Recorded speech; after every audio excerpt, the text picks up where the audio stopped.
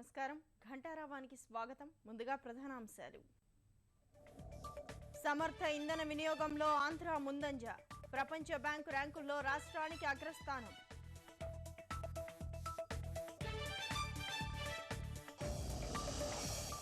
ఐదేళ్లలో రాష్ట్రానికి 2 లక్షల కోట్ల కేంద్ర నిధులు హామీలన్నీ అమలు చేస్తామని వెంకయ్య భరోసా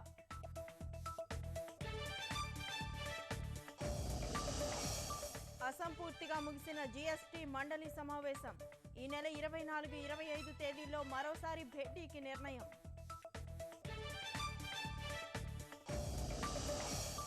మరింత మెరుగుపడిన జయలలిత ఆరోగ్యం పూర్తిగా కోలుకున్నట్లు అపోలో ఆసుపత్రి ప్రకటన